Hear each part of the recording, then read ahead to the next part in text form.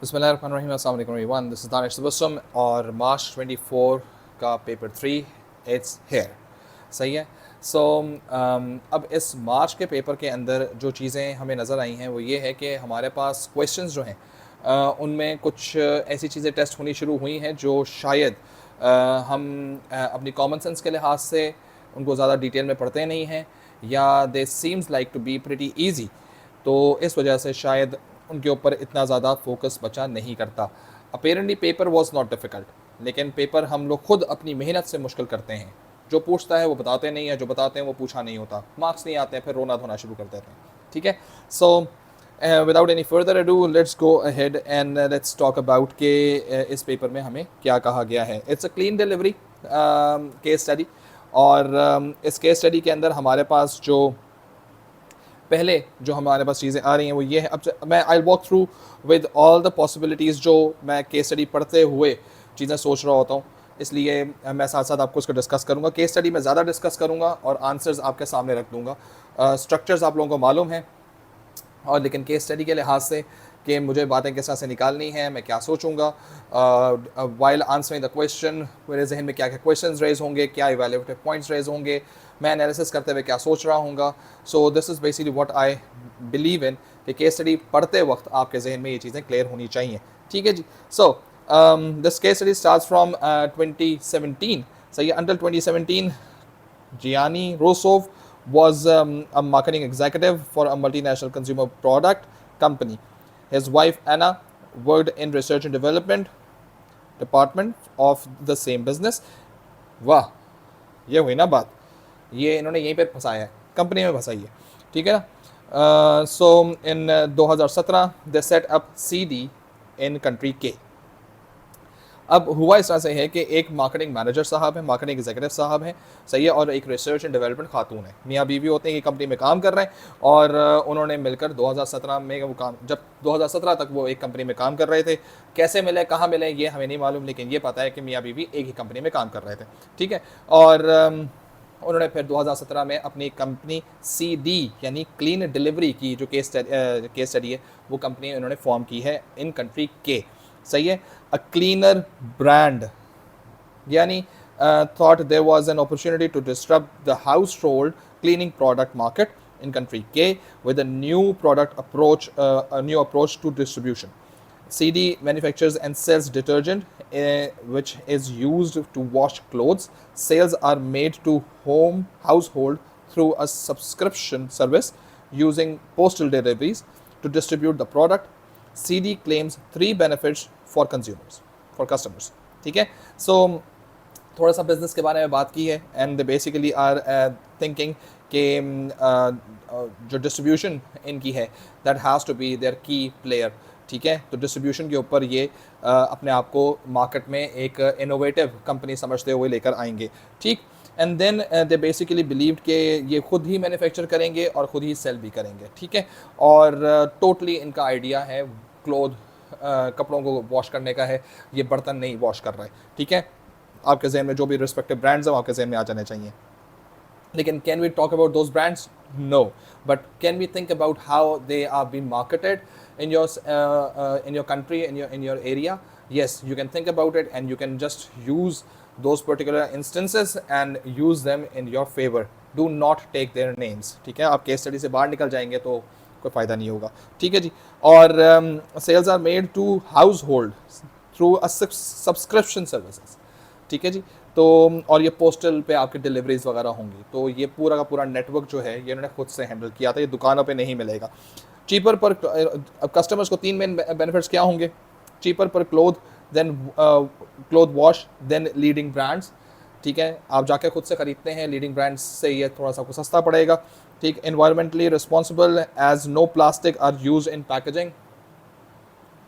I don't know, कागज़ के थैले में लेकर आ रहे हैं। ठीक है। Flexible and convenient delivery of detergent, कि जब आप कहेंगे, जिस वक्त कहेंगे उस वक्त आपको मिल सकती है। ठीक है। Customer control the frequency of their home delivery online. ठीक है। And payments are taken directly from customers bank account each delivery for each delivery. ठीक है जी। तो कस्टमर्स के पास पूरा कंट्रोल होगा कि कब कितना उन्होंने ख़रीदना है, जब कहेंगे हम पहुंच जाएंगे देने के लिए। Delivery services just like food Panda and anything like that, delivery services जो आपके पास अवेलेबल होती हैं, एंड देन उसी वक्त जो है वो कस्टमर जो है वो पेमेंट करेगा, बैंक ट्रांजेक्शन करेगा। अल्लाह खैर सल्ला। Moving on to this thing, marketing success. अब मार्केटिंग की इनकी सक्सेस हुई, क्वेश्चन मार्क लगा है, ठीक है। ये क्वेश्चन मार्क लगने का रीज़न है, क्या ये इससे वाकई मार्केटिंग अच्छी हुई है या नहीं हुई है, ठीक है। दैट्स अ क्वेश्चन थिंग, ठीक है ना। So the house hold cleaning product make market is comparative, multinational targets the mass market while some smaller businesses focus on environmental market segment। तो इसका मतलब ये है कि मल्टीनेशनल्स जो हैं वो भी वहाँ पर काम कर रही हैं और वो मास मार्केट के अंदर आ रही हैं, जबकि छोटी जो बिजनेसेस हैं वो इन्वायरमेंटल फ्रेंडली की बात कर रहे हैं, जो कि शायद ये CD भी बात कर रहा है। CD made effective use of social media when the company launched its washing detergents, a substantial marketing budget supported rapid sales growth. Good one. तो इन्होंने लेटेस्ट मार्केट प्रमोशन मैकेनिज़्म जो है सोशल मीडिया, उसको इस्तेमाल किया है और उससे उनको सेल्स के अंदर बूस्ट भी मिला है, ठीक है।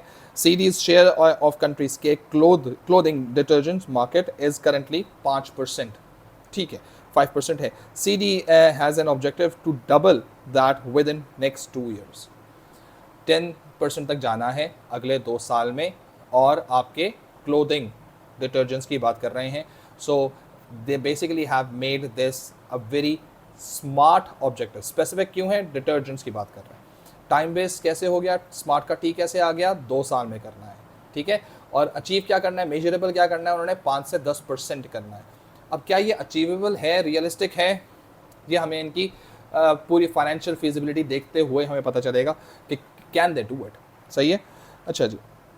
CD has benefited from positive publicity in the media and both have won entrepreneurial awards in country K। माला हालात अच्छे चल रहे हैं, मियाँ बीवी ने दोनों ने जो है वो रिवॉर्ड भी ले लिए हैं, अवार्ड्स भी ले लिए हैं, पब्लिसाइज भी कर दिया है, and so on and so fourth. However, some pressure groups have questioned whether CD's products are sustainable as other environmental friendly brands।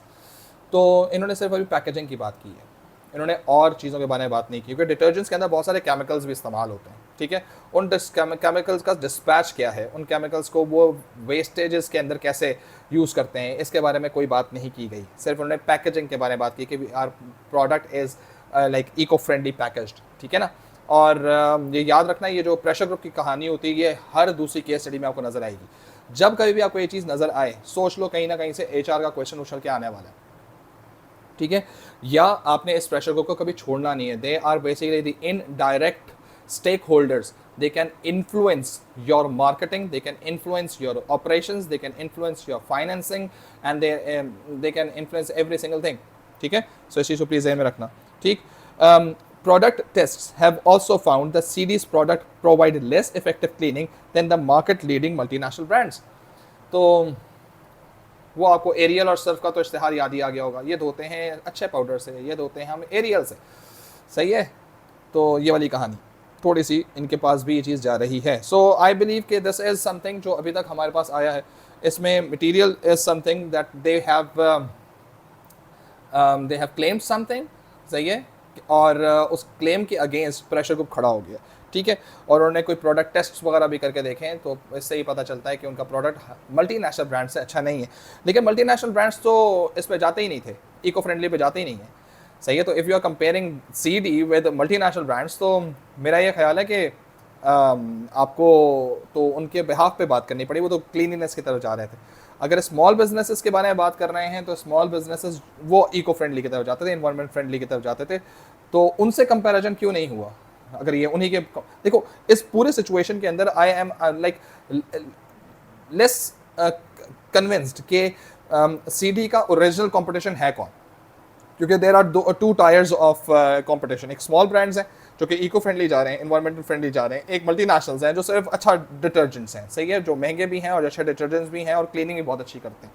ये प्रेशर ग्रुप छोड़ के आ रहा है, वो कह रहा है कि यार आप क्योंकि कंट्री के में आ रहे हैं और कंट्री के का ही है ये, सही है ना।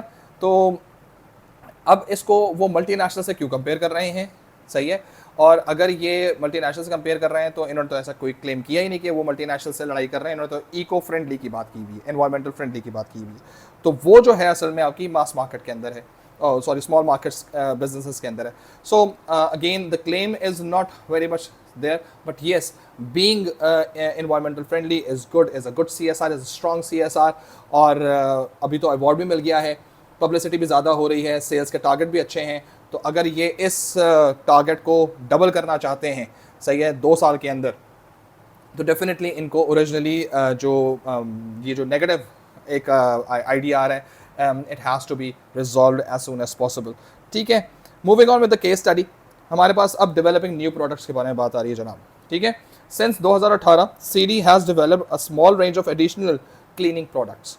CD aims to ensure that each product can be delivered easily by post. Easily by post. Meaning ये बहुत बड़े कंटेनर्स के अंदर, या जैसे 1 किलो या 2 किलो के जो कंटेनर्स होते हैं वहाँ तक तो शायद ये कवर कर सकें. नहीं, कोई अगर मास लेवल पे बात करना शुरू करे कि हमें 5-6 थैले चाहिए, so that is not going to be delivered, क्योंकि वो पोस्ट के लिहाज से काफ़ी महंगा पड़ जाता है. If you just consider anything you have bought from overseas, Amazon के थ्रू या अलीबाबा के थ्रू, या कोई भी चीज़ आपने इंटरनेशनली कभी आपने मंगवाई हो, तो वो वेट को बहुत ज़्यादा मैटर करते हैं. इवन आपने TCS के थ्रू या फेडेक्स के थ्रू लोकली भी अगर आपने की हो, तो वेट को बहुत ज़्यादा कवर करते हैं. तो अगेन वेट जब ज़्यादा कवर नहीं कर पाएंगे आप, तो आपकी जो क्वांटिटी जो डिस्पैच हो रही होगी वो बहुत छोटी क्वांटिटी होगी. सही है, और वो अफोर्डेबल क्वांटिटी होगी, जल्दी ख़त्म हो जाएगी. सही है, जल्दी खत्म हो गई तो री ऑर्डर आएगा. जब री ऑर्डर आएगा तो फिर दोबारा आपको डिलीवरी सर्विसेज देनी पड़ेगी. तो क्या CD कंसेक्यूटिवली इतनी छोटे छोटे ऑर्डर्स को कवर कर पाएगा या नहीं कर पाएगा. फॉर एग्जांपल, मैं किसका कस्टमर हूँ, मैं कहता हूँ यार मुझे 1 पाव का, यानी कि 250 ग्राम्स का आपका CD का क्लोथिंग वो चाहिए, डिटर्जेंट चाहिए, मेरे घर पर डिलीवर कर दें. वो कर देंगे. वो 250 ग्राम्स तो फ़ौरन ही ख़त्म हो जाएगा, मैं दोबारा ऑर्डर कर दूँगा. सही है, तो मैं जब ऑर्डर कर रहा हूँ, उन्होंने कहा है कि जी हम तो आपको टाइम पे डिलीवरी देंगे. सही है ना, क्योंकि डिस्पैचिंग है ना इनकी, डिस्ट्रीब्यूशन है ना इनका असल concept. Therefore there are curious कि अब इनको दोबारा रीडिस्पैच करना पड़ेगा. तो they need to come up with something कि यार आप कम से कम इतनी क्वांटिटी आप हमसे ज़रूर लें, ताकि हमारे पास जो कॉस्ट है वो कवर करनी पड़े. क्या ये कॉस्ट कस्टमर से ले रहे हैं, क्या ये कस्टमर को इस प्राइस में ही चार्ज करके दे रहे हैं, ये क्या चीज़ है, इस बारे में there is no understanding up till now. Let's see what happens now. CD plans to increase expenditure. नहीं, आगे चल रहे हैं. To ensure product are sustainable, CD only uses material that are not harmful to environment. सही है, तो उन्होंने यहाँ पर भी क्लेम अपना रिजेक्ट किया है जो एक प्रेशर ग्रुप की तरफ से आ रहा है. ठीक है, CD plans to increase expenditure on research and development to 3% of the revenue by 2025. ठीक है, इन्होंने रिसर्च एंड डेवलपमेंट पे पैसे लगाने की कोशिश कर रहे हैं. रेवेन्यू 2025 पर जितना भी होगा उसका 3% निकाल लेंगे. Revenue not profit. सही है, जितना भी रेवेन्यू जनरेट करेंगे 2025 तक, उसका 3% निकालेंगे और रिसर्च एंड डेवलपमेंट में लगाएंगे. In a recent interview Anna commented that CD's research and development spending is in relative terms double the investment of the leading multinational brands. Research and development बोला करो यार, ये जो एब्रीविएशन लिखा हुआ है ना रिसर्च एंड डेवलपमेंट का, वो नहीं बोलना कभी. लिख ज़रूर लो, बोलना नहीं. कुछ अजीब सी फीलिंग आती है, कोई और वर्ड लगता है ये. ठीक है, which is not very ethical. So any how, double the investment of leading. हाँ, इसका मतलब ये है कि है ना, आंटी जो है वो बड़ी कॉन्फिडेंट कह रही है जी मल्टीनेशनल्स के बिहाफ पे जितनी रिसर्च होती है ना, उसका डबल तो हम कर रहे हैं. ठीक है ना. सो एक तरह से ये नज कर रही हैं मल्टीनेशनल्स को भी कि we are doing so much research, bring it on वाली कहानी, and they basically have this eco friendly. तो something that is not done by small businesses. ठीक है, क्योंकि रिसर्च एंड डेवलपमेंट पे वो खर्चा कर नहीं सकते. रिसर्च एंड डेवलपमेंट असल में कर मल्टीनेशनल रही है, करती हैं. देयरफॉर वो उतना पैसे नहीं लगा रही जितने ये CD लगाने की कोशिश कर रहे हैं. तो they are trying to create their own market gap. सही है, यानी रिसर्च एंड डेवलपमेंट वैसे हो रही है या उससे ज़्यादा हो रही है जो मल्टीनेशनल ब्रांड्स करते हैं, और वो चीज़ जो इको फ्रेंडली या एनवायरमेंटल फ्रेंडली की बात आती है वो हम लोग स्मॉल बिजनेसेस से मार्केट खींच रहे हैं. A pretty good strategy to make their own market. दोनों जगहों से ही कस्टमर्स इनके पास आने के लिए तैयार होंगे. Moving on, inflation and economic policy. In recent months, CD has experienced an increase in cost of chemicals and other material used to manufacture its product in country K.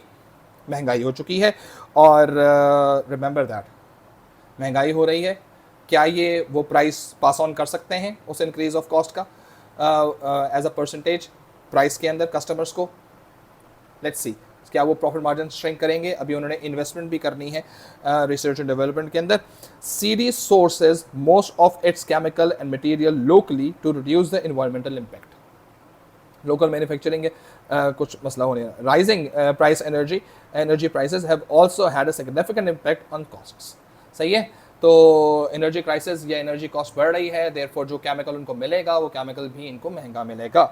ठीक है, और वो लोकली ही खरीद रहे हैं, किसी दूसरी कंट्री से नहीं खरीद रहे. किसी दूसरी कंट्री से खरीद लेते तो भाई वहाँ की इन्फ्लेशन, वहाँ का मसला होता. ठीक है, यहाँ पर आपको स्ट्रेटेजिक अलाइंसेस सेट करनी चाहिए. मेरा एक टर्मिनोलॉजी मेरे जहन में आ रही है कि इनको स्ट्रेटेजिक अलाइंसेस सेट करनी चाहिए in order to overcome this situation. CD has absorbed these additional cost. Okay, they have absorb these cost, और इसका मतलब ये है कि वो कस्टमर को पास ऑन नहीं कर रहे already in a thin situation, क्योंकि कस्टमर को कब तक नहीं देंगे. सही है, बट ज्ञानी wants to increase the price of clothing detergent from $4 to $6 per unit. सही है, आंटी से अंकल ने थोड़ा सा इख्तलाफ करना शुरू किया हुआ है. इसमें शायद कॉन्फ्लिक्ट, इसमें हमें नहीं मालूम कि आंटी जो है ऐना जो है उनका पॉइंट ऑफ व्यू क्या है, लेकिन जो अंकल हैं उन्होंने कहा है कि जी हम अपनी प्राइसेस बढ़ाएंगे.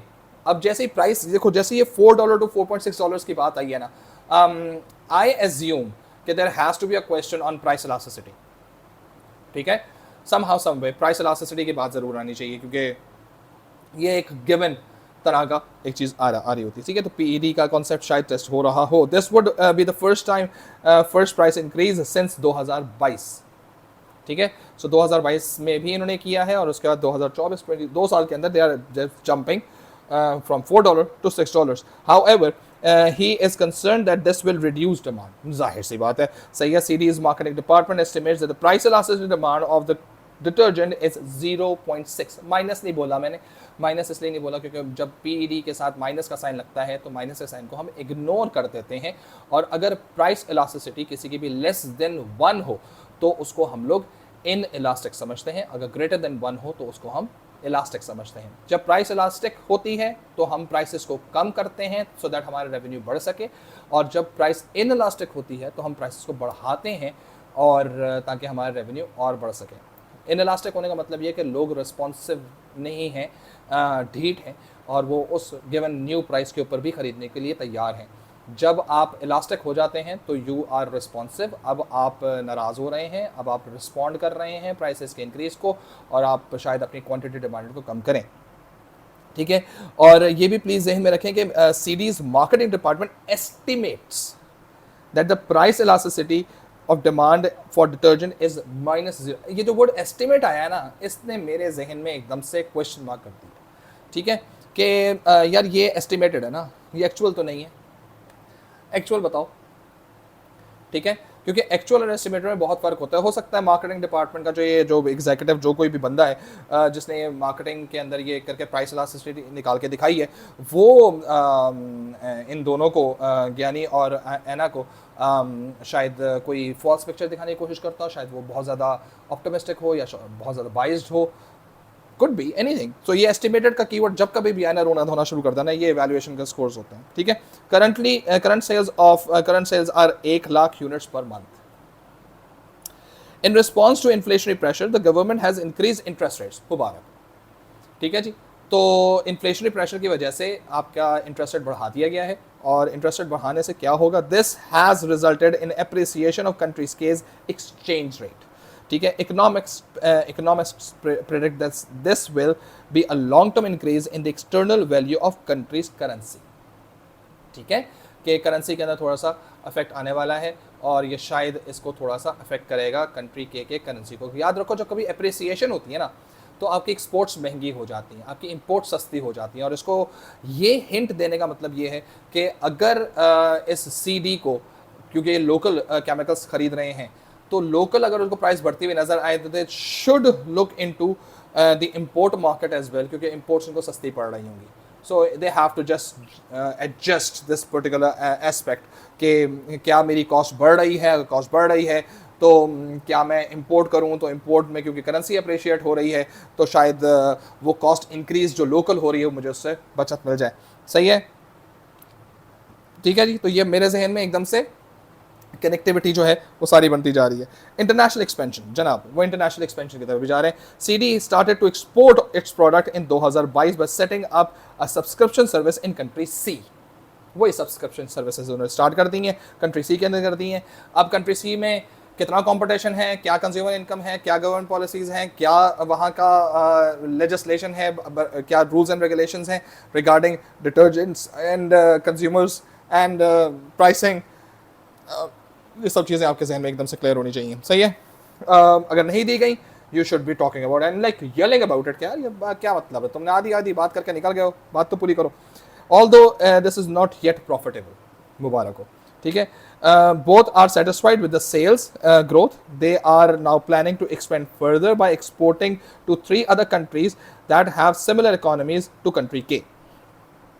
C के सेम इकोनॉमिक कंडीशंस हैं नहीं पता, लेकिन C में किया एक्सपोर्ट तो प्रॉफिटेबल नहीं है अभी तक, ठीक है। बट दोनों जो हैं ओनर्स जो हैं वो दे आर प्रीटी सेटिस्फाइड कि ठीक है यार this is something we can carry on with. But इसके साथ साथ they basically have tried, they are now trying कि वो 3 ऐसी कंट्रीज ले जाएंगे जहाँ के हालात तकरीबन कंट्री के की तरह होते हैं। देखिए अभी कंट्री के की तरह के हैं, आगे चलिए कंट्री के क्या हालात होते हैं और उन कंट्री से क्या हालात होते हैं यू नेवर नो। सही है, तो ये बड़ा शॉर्ट टर्म किस्म का एक माइंडसेट है जिसको ये दोनों अप्रोच कर रहे हैं। वेरी रिस्की, अच्छा भला बिजनेस चलते चलते खुद डुबाने के मूड में, ठीक है। और अभी जब तक ये प्रॉफिटेबल नहीं होता, दीज आर कॉस्ट सेंटर्स। सही है, जब तक ये प्रॉफिटेबल नहीं होगा ये कॉस्ट सेंटर्स रहेंगे, और ये ऐसा कॉन्सेप्ट है cost centres and profit centres, ठीक है। अच्छा जी, Gyani has also proposed that CD should open factories in 2 of these countries. सही है, फैक्ट्रीज वहां पे बनाने भाई, ठीक है जी। And then the organisation structure, ठीक है जी। अब थोड़ा सा ऑर्गेनाइजेशन स्ट्रक्चर के बारे में बात कर रहे हैं ये लोग। CD has a hierarchical structure. मैं ये आपको पहले एक डिस्क्लेमर दे दूँ, यूनिट 2A2 सबसे फजूल तरीन प्रिपरेशन आप लोगों की ऑर्गेनाइजेशन स्ट्रक्चर की होती है। सही है, और इसमें मैट्रिक्स क्या होता है, फंक्शनल क्या होता है, डिविजनल क्या होता है, हायरार्किकल क्या होता है, कैसे उसको हैंडल करना है। You people are bad in it. सही है, सो इसको 2-3 दफ़ा पढ़ लीजिएगा प्लीज़, ठीक है। So CD has a hierarchical organisation structure. Hierarchy का मतलब ये होता है कि लेवल्स बने हुए होते हैं। टॉप लेवल ज़्यादा अथॉरिटी के साथ होता है, उसके नीचे वाले लेवल जो होता है वो उससे कम अथॉरिटी के साथ होता है।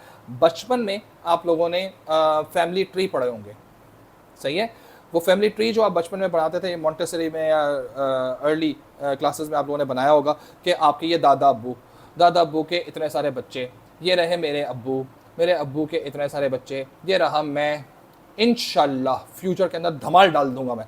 तो ये जो पूरा का हुआ फैमिली स्ट्रक्चर बना है ना आपका, ये ओरिजिनली आपका हायरार्किकल स्ट्रक्चर है, ठीक है जी। So CD has a hierarchical structure based on the business functions of marketing. Functional organisation structure है इनका, फंक्शनल ऑर्गेनाइजेशन स्ट्रक्चर है, ठीक है। सो फंक्शनल का मतलब ये कि अब एचआर का अपना डिपार्टमेंट अलग से काम कर रहा होगा, मार्केटिंग का डिपार्टमेंट काम कर रहा होगा, डिपार्टमेंटल जो है फंक्शनल्स यार बेसिकली डिपार्टमेंट्स, ठीक है जी।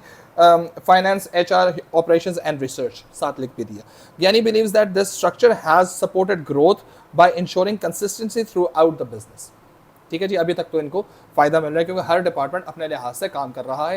रिमेंबर दैट अभी उनके पास इतने सारे प्रोडक्ट नहीं हैं, ठीक है। अभी वो डिटर्जेंट्स पे काम कर रहे हैं, कुछ नए प्रोडक्ट वो सोच रहे हैं, रिसर्च करेंगे, मार्केट में पैसा लगाएंगे और मार्केट बढ़ेगी, 3-4 कंट्रीज़ में जाएंगे, डिपार्टमेंट्स के ऊपर बहुत सारा प्रेशर आना शुरू हो जाएगा, ठीक है। So then they may not be like happy with departments productivity, क्योंकि डिपार्टमेंट्स पर काफ़ी सारी, क्योंकि मार्केटिंग डिपार्टमेंट बनेगा ना तो सारे डिटर्जेंट्स को, सारी प्रोडक्ट्स की मार्केटिंग देख रहा होगा, हाउ टू इंश्योर कि वो इक्वली हर एक को देख रहा है। फाइनेंस को हर एक को देखना पड़ेगा, एचआर को हर एक को देखना पड़ेगा, ऑपरेशंस को हर एक को देखना पड़ेगा, ठीक है। सो अभी छोटा बिजनेस है, छोटे कम प्रोडक्ट लाइन है, फंक्शनल चल सकता है, सही है।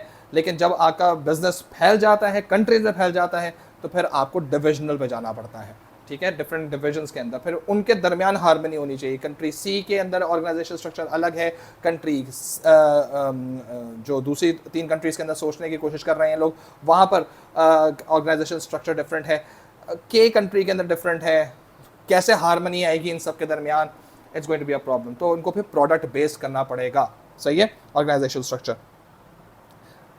Therefore, there are also ambiguous plans for further there are also ambitious plans for further expansion, international expansion, जैसे मैंने अभी बात की। And I now suggest changing the geographical organization structure।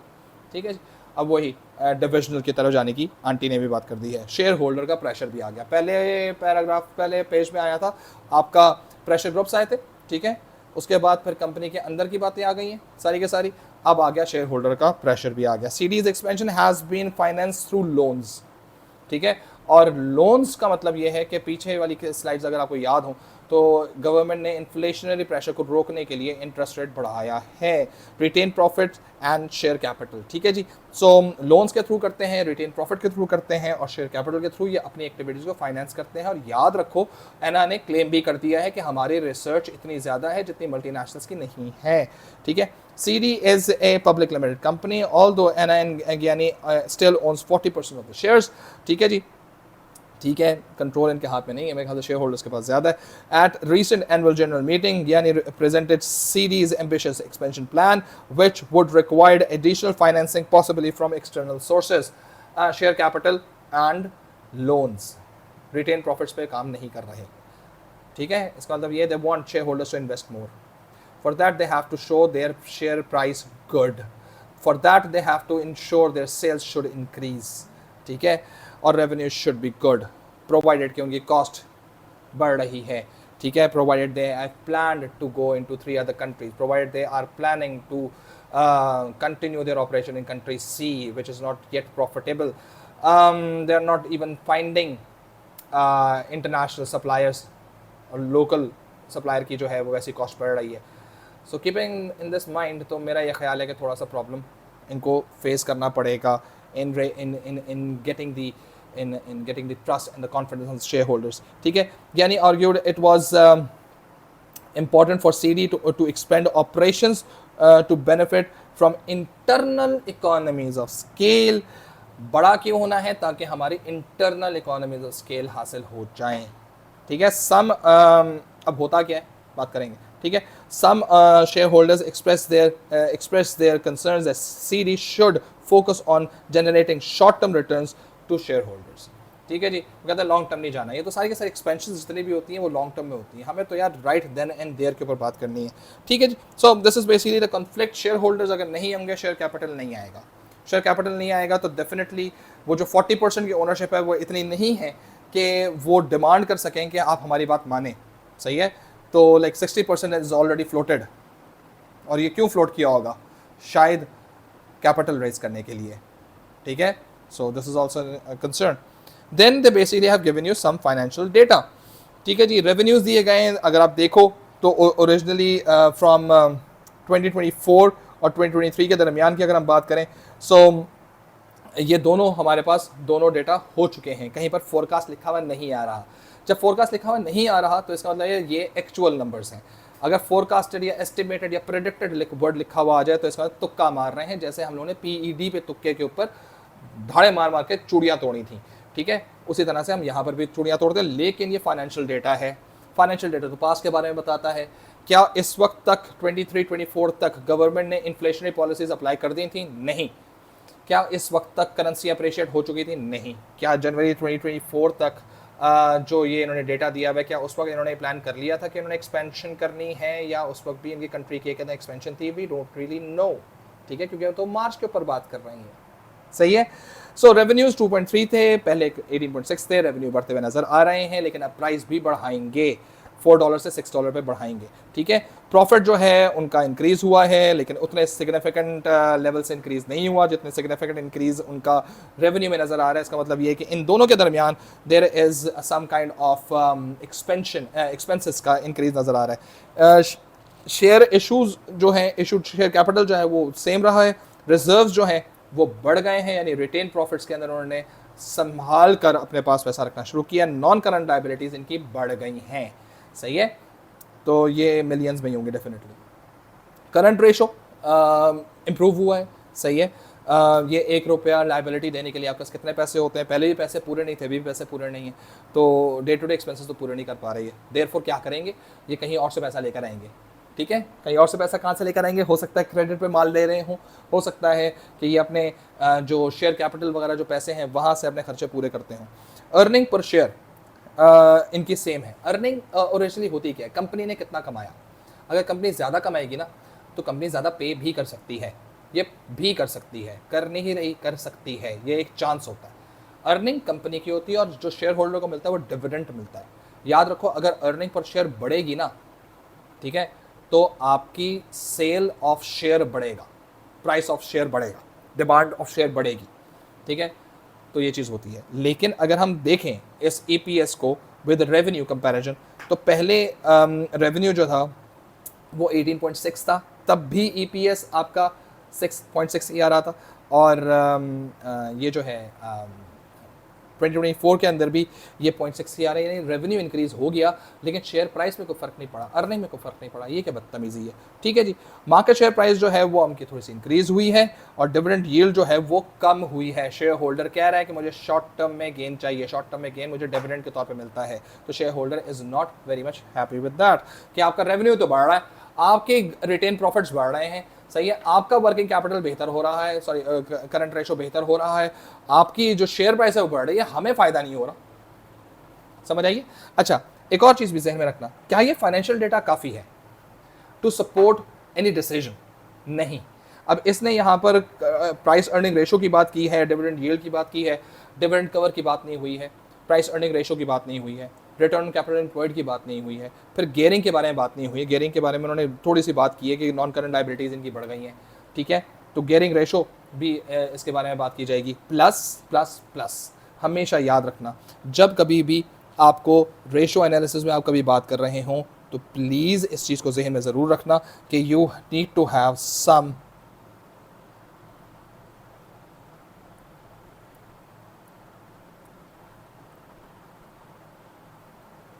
ठीक है, some industry averages, you have to have some industry averages.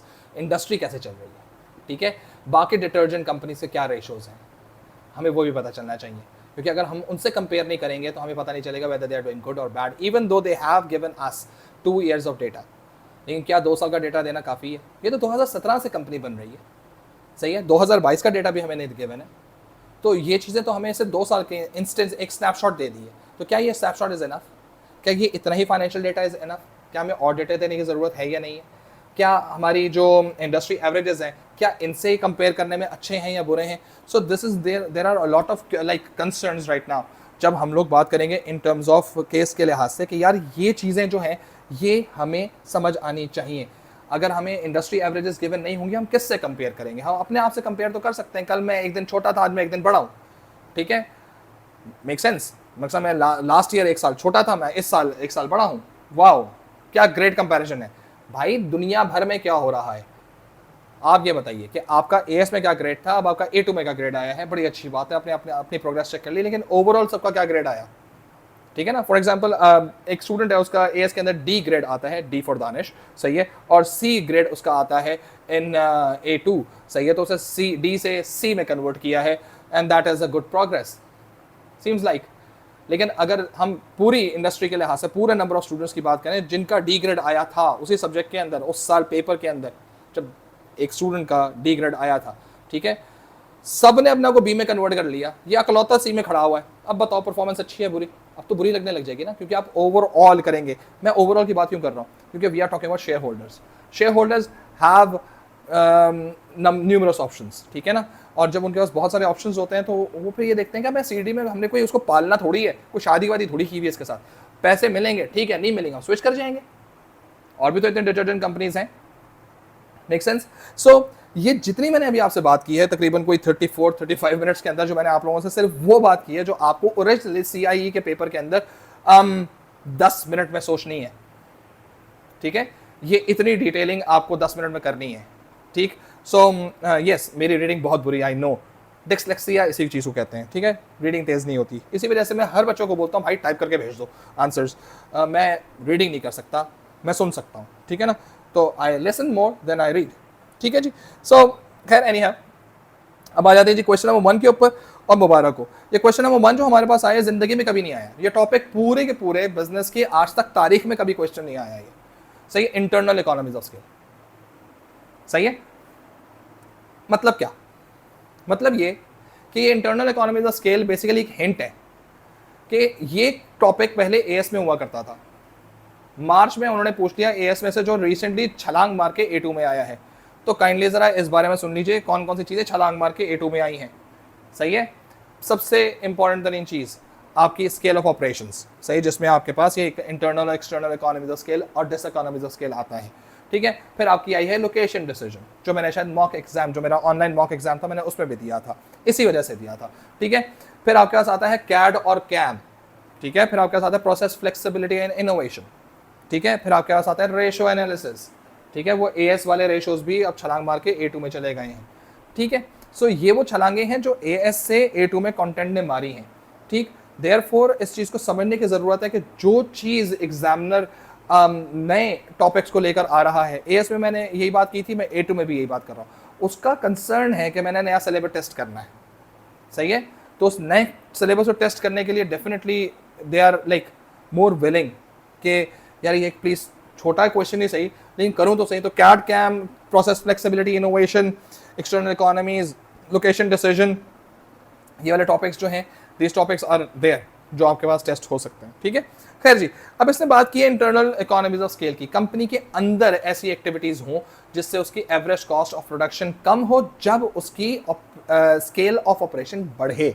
याद रखो, सिर्फ अगर आपने इकोनॉमीज ऑफ स्केल के बारे में बात की ना कि इसकी एवरेज कॉस्ट गिरती है, तो इसका मतलब यह है कि आप कॉस्ट एफिशिएंसी की बात कर रहे हैं, इकोनॉमीज ऑफ स्केल की बात नहीं कर रहे हैं, ठीक है। कॉस्ट एफिशिएंसी की बात कर रहे हैं आप, इकोनॉमीज ऑफ स्केल की बात नहीं कर रहे हैं। इकोनॉमीज ऑफ स्केल की बात कब होती है, जब एवरेज कॉस्ट कम होती है, जब से स्केल ऑफ ऑपरेशन बढ़ता है, ठीक है। ये पूरी बात करेंगे, जब पूरी बात नहीं करेंगे नंबर कट जाएंगे।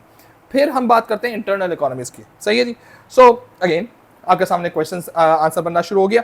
और अब इंटरनल इकोनॉमीज कौन कौन सी होती हैं, फाइनेंशियल होती है, मार्केटिंग होती है, मैनेजरियल होती है, टेक्नोलॉजिकल होती है, रिस्क बेयरिंग होती है और बल्क परचेजिंग होती है, ठीक है। ये सारी की सारी आपकी इंटरनल इकोनॉमीज है। एक्सटर्नल इकोनॉमीज कौन सी होती हैं, गवर्नमेंट की पॉलिसीज होती हैं, कंपटीशन का कम होना होता है, कंज्यूमर की बाइंग पावर बढ़नी होती है, आपके पास वेदर और आपकी जो सीजनल कंडीशंस है वो आपकी फेवरेबल होनी चाहिए। तो ये वो तमाम तरह एक्सटर्नल इकोनॉमीज होती हैं। याद रखो, इंटरनल का मतलब ये है कि company can control and improve them, सही है। और अगर ये गलत होंगी, खराब होंगी, तो कंपनी को ही नुकसान होगा। एक्सटर्नल का मतलब ये है कि company can not control them, can just gain the benefit out of them, सही है। अगर बुरी होंगी तो सबके लिए बुरी होंगी, ठीक है। अच्छी होंगी तो सबके लिए अच्छी होंगी, तो आपके लिए भी अच्छी हो रही है। अब मौसम अच्छा है तो ये आपका दिल रंगीन हो रहा है, भाई सबका दिल रंगीन हो रहा होगा, ठीक है। अल्लाह अल्लाह खैर सल्ला, क्या करें हम, ये एक्सटर्नल इकोनॉमीज है। मौसम का अच्छा होना, सही है, उसकी वजह से आपको रंगीन रंगीन और खूबसूरत खूबसूरत और वाले ख्यालात आना, ये आपका पर्सनल मैटर है, ये आपके इंटरनल इकोनॉमीज ऑफ स्केल नहीं है, एक्सटर्नल है। सबको ही आ रहे होंगे, आपको भी आ रहे हैं, लेकिन आप एम ही बैठे हुए मुस्कुराना शुरू कर लेते हैं, किसी की याद आ गई, ठीक है, तो वो इंटरनल है, किसी और को पता भी नहीं आप क्यों मुस्कुरा रहे हैं, ठीक है। So this is basically what the definition is. Then we have 2 points and full stop, ठीक है। सो इंटरनल इकोनॉमी स्केल के लिहाज से एक में मैंने बात की है बल्क परचेजिंग के लिहाज से, और दूसरे मैंने बात की है प्रोडक्शन के अंदर एफिशिएंसी के लिहाज से। यानी मैं शायद थोड़ी सी टेक्नोलॉजी के लिहाज से बात करूँ, मैंने टेक्नोलॉजी की बात की है। क्या आप कोई और 2 लिख सकते हैं? बिल्कुल लिख सकते हैं, सारी लिख सकते हैं, सही है। 5 है, ठीक है। बल्क परचेजिंग है, क्वांटिटी में खरीदना, आपके पास मैनेजरियल है, आपके पास मल्टीपल स्किल्ड स्पेशलाइज्ड एम्प्लॉय का होना, आपके पास मार्केटिंग है कि आप कम यूनिट कम मार्केटिंग करें और ज़्यादा से ज़्यादा आपके पास सेल्स जनरेट होनी शुरू हो जाए। आपके पास फाइनेंशियल है कि आपकी इतनी बड़ी वो हो, रेपुटेशन हो कि आपको सस्ते पे लोन मिल जाए, ठीक है। रिस्क बेयरिंग हो कि आपने इतना ज़्यादा डिफरेंट रेंज ऑफ प्रोडक्ट निकाला है कि कोई एक नहीं बिकता तो दूसरा आपको वैसे ही कवर करके दे देता है, ठीक है। टेक्नोलॉजिकल है कि आप मशीनरी का इस्तेमाल करते हैं। Just pause over here and read this answer. इस आंसर के अंदर वो तमाम तर बातें जो मैं हमेशा से कहता आया हूं, cause, impact and consequence, CICQ, क्योंकि this is basically our keyword और ये है CICQ, ठीक है, cause, impact and consequence. Make sure कि आपको 2 कहा गया है तो आपने 2 से ऊपर नहीं जाना, ठीक है, 2 से कम पे भी नहीं जाना, और दोनों के CICQ बताने हैं, ठीक है। यहां पर बकायदा अगर जिन लोगों के पास मेरे सॉल्व पास पेपर्स हैं, सही है, जिन लोगों के पास मेरे सॉल्व पास पेपर्स हैं वो देख लें, 14 पेपर्स के अंदर, 14 पेपर्स के अंदर मार्च 22 से लेकर नवंबर 23 तक के सारी केस स्टडी सॉल्व हुई हुई हैं। हर केस स्टडी के हर आंसर के अंदर यही फॉर्मूला अप्लाई किया गया है, ठीक है ना, ताकि आप लोगों उनको जब पढ़ें तो आपको एक क्लियर हो कि हर क्वेश्चन का जब कॉज, इम्पैक्ट, कॉन्सिक्वेंस पढ़ोगे यू गेट द आइडिया कि किस तरह से कॉज, इम्पैक्ट पढ़ते हो। अभी तो ऑनलाइन तो मेरे पास, मैंने शायद तीसरा पेपर मैं अपलोड कर रहा हूँ इसके लिहाज से, लेकिन वो जो सॉल्व पास पेपर्स हैं जो पेपर 4 के भी और पेपर 3 के भी हैं, उसमें तो 14 पेपर्स को इसी तरह से सॉल्व किया गया, ठीक है ना। तो that basically gives you the edge कि यार वहां पर जब आप पढ़ोगे तो यू गेट द आइडिया कि डिफरेंट पेपर्स को किस तरह से अटेम्प्ट करना है। याद नहीं करनी कोई चीज, आपने स्ट्रक्चर ज़हन में रखना है, बात को करना किस तरह से, ठीक है। So this is basically what we have over here, ठीक है। तो ये पहला 8 मार्क का क्वेश्चन हो गया। आगे चलते हैं जी। मुबारक हो, ये वो टॉपिक है जिसको मैंने पहले ही बात की थी कि आप लोग इस टॉपिक के अंदर बुरे हैं, ठीक है। ज्योग्राफिकल, अब उसने क्या कहा है, वो पहले फंक्शनल था, अब उसने कहा है analyse 2 advantages to study of changing 2 geographical organisation structure, सही है। यानी आपको ओरिजिनली जो एडवांटेजेस बताने हैं वो फंक्शनल के नहीं बताने, आपको ज्योग्राफिकल के बताने और चेंज पे बताने कि चेंज होने से क्या फायदा होगा, ठीक है ना। एडवांटेज स्टडी ऑफ चेंजिंग 2, यानी कि अगर अब वो चेंज होकर जब वो आ जाएगा तो उसको क्या फायदा होगा। तो रेफरेंस के तौर पे पहले आपने ज्योग्राफिकल लोकेशन की स्ट्रक्चर की आपने जो है वो डेफिनेशन दे दी है, ठीक है, और उसके बाद आपने इसके बारे में बताना कि अडॉप्ट करने पे क्या होगा, ठीक है। तो ये चीजें जो हैं, अब आप इस चीज को पूरे को पॉज करके आराम सुकून से आप पढ़ें, ठीक। पॉइंट क्या है, पॉइंट इज प्रीटी सिंपल कि आपका आंसर ये ओरिजिनली कोई बहुत लंबा आंसर नहीं होगा, ये टू द पॉइंट आंसर है, लेकिन इस पूरे आंसर के अंदर जो चीज समझने की है वो ये है कि आपसे क्वेश्चन पूछ क्या रहा है। क्वेश्चन पूछ रहा है कि जी मुझे 2 एनालाइज करना है, यानी CICQ करना है, ठीक है। 2 के बारे में बात करनी है, एडवांटेजेस के बात करना है, चेंजिंग की बात करनी है, किसके अंदर, ये रहा, ठीक है। इसके डिस्ट्रीब्यूशन 8 मार्क की डिस्ट्रीब्यूशन क्या होती है, नॉलेज 2 मार्क की होती है, एप्लीकेशन 2 मार्क की होती है, एनालिसिस 4 मार्क की होती है, सही है। So this is how you have to deal with this thing. तो अब आपका काम ये है कि इस चीज को रीड आउट करो और जहन में रखो कि किस तरह से कॉज, इम्पैक्ट और कॉन्सिक्वेंसेस को लिखा गया है, ठीक है। Moving on. अच्छा, अगर आप देखें तो अब ये कुछ थोड़ा सा क्वेश्चन फाइनेंशियल डेटा आ गया और देखो यहाँ पर 3A का मैंने डायरेक्ट आंसर्स लिख दिए हैं, इन्होंने कैलकुलेशंस में दिए थे, जो है वो प्राइस अर्निंग रेशो निकालने को दिया था, जो आप प्राइस अर्निंग रेशो निकालेंगे, सही है, तो price and number of shares, number of जो अर्निंग्स है, आप जब उसको डिवाइड करेंगे, EPS से आप डिवाइड करेंगे तो आपका प्राइस अर्निंग रेशो निकल आएगा, ठीक है। और ये निकाला था उन्होंने 2024 के लिए, 23 के लिए नहीं निकाला था, 24 के लिए निकाला था, सही है। तो प्राइस अर्निंग रेशो में हमारे पास फॉर्मूला क्या बन जाता है, प्राइस अर्निंग रेशो के अंदर हमारा फॉर्मूला होता है प्राइस ऑफ द शेयर, जो प्राइस ऑफ द शेयर यहाँ पर कितनी है जनाब, ये रही, ठीक है, और EPS वो कहाँ गया, ये रहा, ठीक है। तो जब हमने इन दोनों को आपस में डिवाइड किया तो ये बेसिकली हमारे पास 6.67 आंसर आ गया, ठीक है। डेफिनेटली अपने आंसर को कंपेयर करने के लिए हम ये चीज़ ज़रूर देखेंगे, सही है, ये दोनों एक दूसरे के साथ वर्सेस में चली जाएंगी, ठीक है ना, तो कंपेयर तो करना पड़ेगा, सही। दूसरे में आपको रिटर्न ऑन कैपिटल एम्प्लॉयड की बात की गई है, तो रिटर्न का मतलब है नेट प्रॉफिट आपने जितना कमाया वो, और कैपिटल एम्प्लॉयड जितना लगा है वो, उन दोनों को आपस में डिवाइड कर देंगे तो आपके पास 8% आ जाएगा, ठीक। अब आ जाते हैं जरा क्वेश्चन के ऊपर। Evaluate the usefulness of data in table 1.1।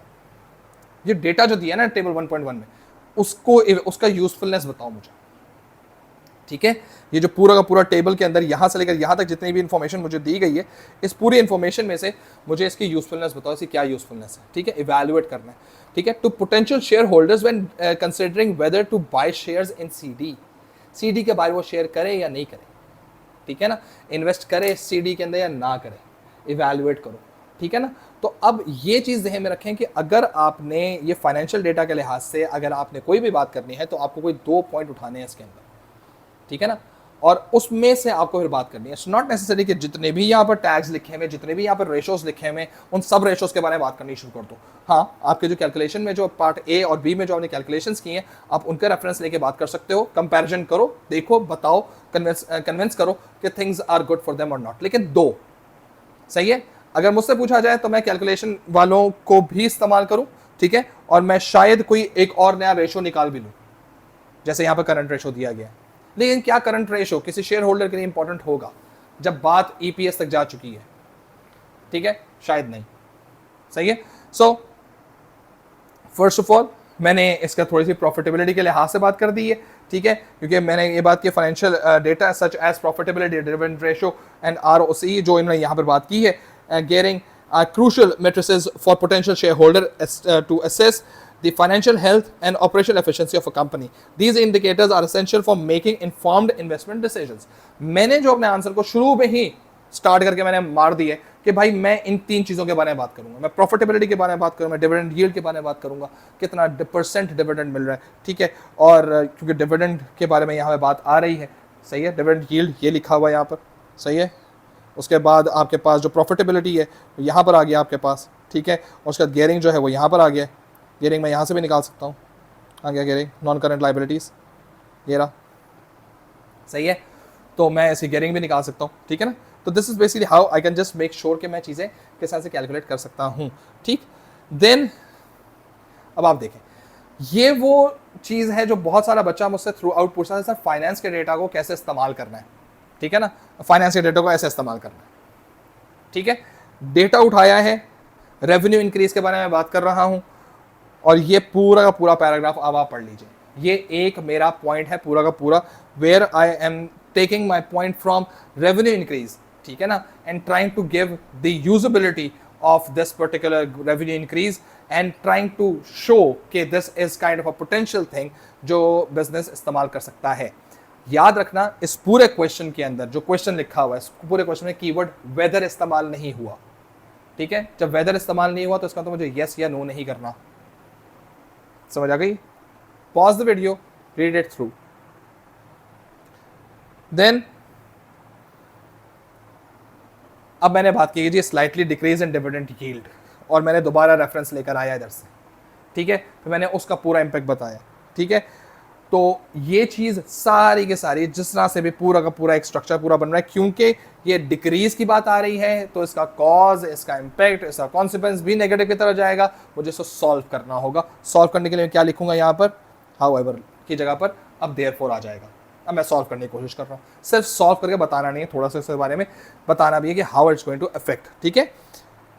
Then alternative strategy, जो आमतौर पर बच्चों की गले की हड्डी बनी हुई है, क्या सर कहाँ से लेकर आए हैं, ठीक है, लेकिन ऑल्टरनेटिव स्ट्रैटेजी की बात करनी है। An alternative strategy for CD might to focus more on improving operational efficiencies, ठीक है। मैंने कहा रेशोज तो ठीक है यार, ये देखो ना इन दोनों के दरमियान, सही है, ये चीज़ जो है ना, ये चीज़ मुझे पसंद नहीं आई है, ठीक है, कि आपका प्रॉफिट तो बढ़ा, retain profit, profit from operation भी बढ़ा, लेकिन उतने सिग्निफिकेंट मार्जिन से नहीं बढ़ रहा जितने सिग्निफिकेंट मार्जिन पे आपका प्रॉफिट बढ़ता हुआ, रेवेन्यू बढ़ता हुआ नजर आ रहा है। यानी ये 18.6 से 21.3 हो गया, लेकिन जो आपका प्रॉफिट फ्रॉम ऑपरेशन था वो सिर्फ 2.5 से 2.6 पे हुआ। तो यार इसका मतलब कहीं ना कहीं तो गलती हुई ना, वो आपकी ऑपरेशन एफिशिएंसी की है, ठीक है जी। तो ऑपरेशन एफिशिएंसी के बारे में मैंने यहाँ बात की है सारी की सारी। सो ये आपकी ऑल्टरनेटिव स्ट्रैटेजी हो गई। आप कन्विंस करने के लिए, शेयर होल्डर को कन्विंस करने के लिए आप उनका रेशोज भी दिखा सकते हो, और ऑल्टरनेटिव स्ट्रैटेजी में कह सकते हो कि मैं अगर ऑपरेशनल एफिशिएंसी को बेहतर कर लूँ तो मेरे रेशोज को तो खुद ही अच्छे हो जाएंगे, है ना। सीम्स गुड, ठीक है। Pause the video and read it through. Then the last thing, अब मैं क्योंकि इवैल्यूएट कर रहा हूं तो मुझे इसमें मैंने तो रेशियो एनालिसिस से बुराई की नहीं है, ठीक है ना। तो ज़रा थोड़ी सी यहाँ पर द डेटा, मैंने जैसे यहाँ पर बात की है कि यहाँ से अगर हम बात करें, ठीक है, the data is useful for those seeking a stable investment but may not appeal to risk takers, ठीक है जी.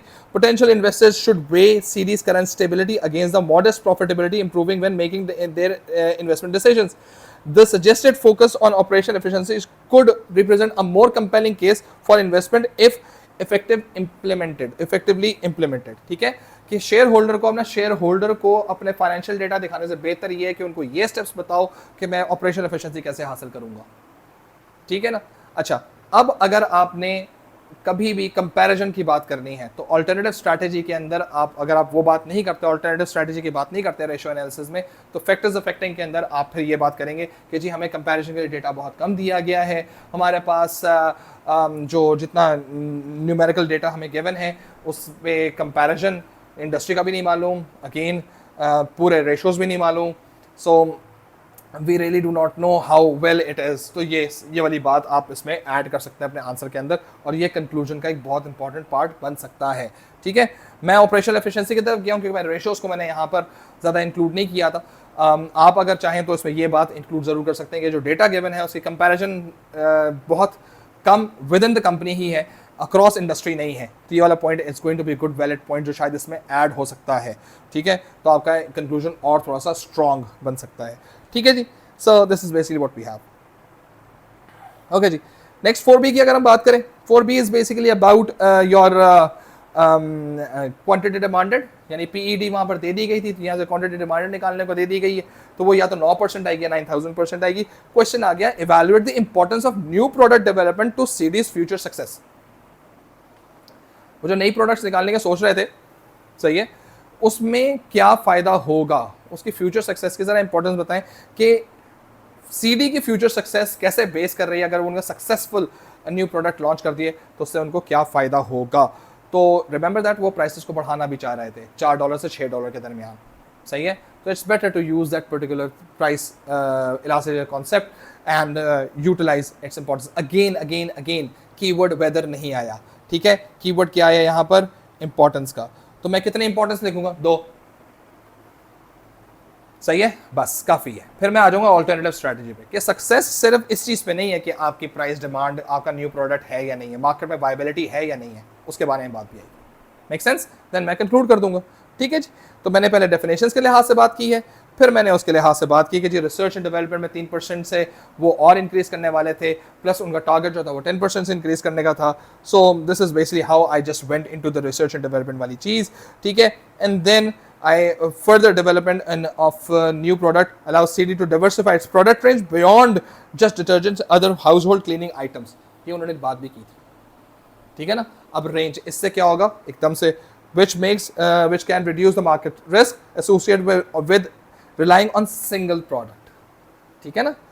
This diversity cause आ गया a broader market appeal and potentially opens up new customer segment. अब क्या होगा इसे, the impact is an increase in over sales and reduce volatility in earnings. However earnings ये दो and reduced volatility इन, ये क्या चीज़ है, ये हो गया मेरा कॉन्सिक्वेंस. ठीक है, ये मेरा कॉन्सिक्वेंस हो गया. हाउएवर ब्ला ब्ला ब्ला ब्ला ब्ला, हाउएवर बुराई करते साथ उसका. ठीक है, सो दिस इज बेसिकली, देखो इंपॉर्टेंस कर रहे हैं ना, तो यहाँ पर भी इंपॉर्टेंस के साथ क्या, हाउएवर, यहाँ पर इंपॉर्टेंस के साथ क्या आया, हाउएवर आया, क्योंकि उसका सिल्वर लाइनिंग लेनी. ठीक है, then moving on to the next alternative strategy could be enhancing CD's marketing effort to better communicate unique selling proposition to its existing customers. ठीक है ना. अब ये बात भी आ गई है कि success basically range of product के ऊपर नहीं है, नई प्रोडक्ट नहीं बनानी है आपने, सही है, आपको उनके यूएसपीज को सही तरीके से कंज्यूम भी करना है और कन्विंस भी करना है, कम्युनिकेट भी करना है. ठीक है, सो इसके ऊपर मैंने बात करनी चाहिए. This is my alternative strategy and then I jump into the conclusion वाली बात. मैंने कोई येस और नो नहीं किया इसके अंदर, बार बार ये बात करना, मैंने कोई येस और नो नहीं किया. क्यों नहीं किया मैंने येस और नो, क्योंकि कीवर्ड वेदर नहीं आया हुआ, सही है. जब वेदर आएगा या व्यू आएगा या एक्सटेंट आएगा, ये 3 कीवर्ड्स हैं. जैसे ये 3 कीवर्ड्स आपको क्वेश्चन में नजर आएंगे तब आप येस और नो करेंगे. जब कह ही नहीं रहा तो जरूरत क्या है. तो कितना अच्छा है ना, प्यारा सा पेपर आया हुआ है. क्वेश्चन नंबर 3C के अंदर भी उसने यूजफुलनेस पूछ ली, 4B के अंदर भी उसने एडवांटेजेस पूछ लिए, इंपॉर्टेंस पूछ ली. ठीक है, दैट्स इट. ठीक है, question number 5 and the last question, evaluate the impact. जब इंपैक्ट आता है ना तो याद रखना, आप एक पॉजिटिव एक नेगेटिव के साथ जा सकते हैं, आप दो पॉजिटिव के साथ जा सकते हैं, और आप दो नेगेटिव के साथ जा सकते हैं। टोटली आपके ऊपर है, जाना दो के ऊपर ही है। सही है। अब पॉजिटिव नेगेटिव करोगे तो वो यस और नो वाली कहानी हो जाएगी। टोटली अप टू यू, जायज है, दोनों पॉजिटिव भी चल सकते हैं। आज तक पूरे आंसर के अंदर, तीनों के अंदर, 3C के अंदर भी, 4B के अंदर भी इंपॉर्टेंस से पूछ रहा है बच्चा, क्या मैं इसमें भी दो ही पॉजिटिव इंपैक्ट लिखता हूं, लिख दो, टेंशन किस बात की। ठीक है। एंड देन एक बच्चा कहता है नहीं यार बहुत हो गया, एक एक तरह का, तो स्विच मारते हैं थोड़ा सा। ठीक, तो एक पॉजिटिव एक नेगेटिव लिखते हैं, फाइन, कोई मसले की बात नहीं। दो, एक बच्चा कहता है अब तो मैंने पूरा रिवर्स मारना है यार इसको, अब पैर पे खुद ही कुल्हाड़ी मारोगे, मैं कुछ कर नहीं सकता। Evaluate the impact on CDs of appreciation of currency, countries currency exchange rate. सही है। यानी कंट्री के जो एक्सचेंज रेट है उससे, उसकी एप्रिसिएशन से सीडी पे क्या इंपैक्ट पड़ेगा। ठीक है। Macro economic, remember macro economic मैंने P4 जो मैंने ऑनलाइन टेस्ट दिया था, मैंने वहां पर दिया था, वो यहीं से चीजें उठा के दी हैं। ये छलांगे जो है ना 12 मार्क वाली, ये 12 मार्क वाली छलांगे वहां नजर आ सकती हैं, लेकिन इसने अच्छा कंसिडरेशन दी है कि मैक्रो इकोनॉमिक इंडिकेटर्स जो अभी तक टेस्ट नहीं हुए थे नए सिलेबस के लिहाज से, वो ओरिजिनली यहाँ पर एग्जिस्ट कर सकते हैं पेपर 2 के अंदर, कुछ इस तरह से। ठीक है। सो अगेन ये बात आ रही है। Then currency appreciation makes importing chemical and raw material are more cost effective for CD, जो मैंने पहले बात भी की थी कि लोकल प्राइस बढ़ने के चांसेस हैं, तो हम करते हैं इस तरह से कि हम इंपोर्ट कर लेते हैं। ठीक है। तो ये पॉजिटिव इंपैक्ट जा रहा है इसका। ठीक है। So this is basically what we have. Conversely मैं ऑपोजिट गया। ठीक है। एप्रिसिएशन ऑफ करेंसी में take CD's exports more expensive to foreign markets. ठीक है ना। तो मैंने पहले इंपोर्ट के लिहाज से बात की, कन्वर्ट्स की तरफ चला गया, तो मैं एक पॉजिटिव और एक नेगेटिव की तरफ गया। Make sense. ठीक है। इसमें कोई दो राय नहीं है कि ये टोटली मेरे ऊपर था कि मैं दो पॉजिटिव भी लिख सकता था, एक नेगेटिव एक पॉजिटिव भी कर सकता था, और दोनों नेगेटिव भी कर सकता था। तो आई चोज दिस वन। सही है, माई चॉइस। ठीक। सो या हैपेंस। देन ऑल्टरनेटिव स्ट्रैटेजी क्या चीज आ सकती है। CD could focus on enhancing operation efficiency and product quality और to justify higher prices. Remember operation efficiency की मैंने बात एक और जगह पे भी की है, फाइनेंस वाले में। सही है। वो क्वेश्चन डिफरेंट होगा तो क्या हो गया, सेम क्वेश्चन में दोबारा बात नहीं करनी, डिफरेंट क्वेश्चंस में वो बात आप दोबारा कर सकते हैं, लेकिन इस बार मैंने इसका पर्सपेक्टिव चेंज किया। वहां ऑपरेशन एफिशिएंसी लेकर आया था शेयर होल्डर के सामने कन्विंस करने के लिए कि इन्वेस्ट करो और शेयर खरीदो। यहां मैं लेकर आ रहा हूं ऑपरेशन एफिशिएंसी को, so that I can justify my higher prices. ठीक है। तो आपने टिल्ट जैसे आप कन्वर्ट करते हैं तो बात करने का तरीका डिफरेंट हो सकता है, and it is totally possible कि आप ऐसे बात कर सकते हैं। ठीक है जी। And then this is basically what you have written as a conclusion. ठीक है। सो ये चीज जो हमारे पास है दैट इज, मैं अपना सिग्नेचर भी कर दूं। ठीक है। सो ये चीज जो हमारे पास है इस पूरे केस के अंदर आई ट्राइड के मैं आप लोगों के साथ पूरा केस डिस्कस करके उसके आंसर्स आप लोगों को दिखा दूं। So you have this March 2024 P3, अब next in line is P4। Before that I must say कि आप लोग जितना ज़बरदस्त रिस्पॉन्स मुझे मेरे व्हाट्सएप चैनल पे दे रहे हैं, I am really thankful to you. और आप लोग जिस तरह से आंसर्स कर रहे हैं और आंसर्स पूछ रहे हैं मुझसे, क्वेश्चंस कर करके दे रहे हैं, I am really humbled and very thankful. और लेकिन एक चीज़ को प्लीज़ ध्यान में रखना कि ये चीज़ें याद करने वाली नहीं है। ठीक है। ये चीज़ें समझने वाली हैं, कब क्या किस तरह से लिखना है, कैसे बात को लिंक करना है, कैसे बात को आगे एक्सप्लेन करना है। आई एम नॉट सेइंग लंबा करना है, आपको सही बात करनी है, टू द पॉइंट बात करनी है और आगे निकलना है। ठीक है। कोशिश करेंगे जो पेपर के अंदर लाइंस दी गई हैं उन्हीं लाइंस में ही लिखें, एक्स्ट्रा पेजेस पे मत जाएं। ठीक है। एक्स्ट्रा पेजेस मिल सकते हैं आपको, लेकिन आपका टाइम जो है वो 8 मार्क के लिए 12 मिनट है और 12 मार्क्स के लिए 18 मिनट है, 18 मिनट्स आर अवेलेबल, और कैलकुलेशन के लिए जितना टाइम है उतने मार्क्स हैं। टाइम बचाएं। सही है। टाइम बचाएं, टाइम बचा के उसको इन्वेस्ट करें आप अच्छे आंसर्स को प्रोड्यूस करने में। सही है। So best of luck, thank you very much, अस्सलाम वालेकुम रहमतुल्लाह।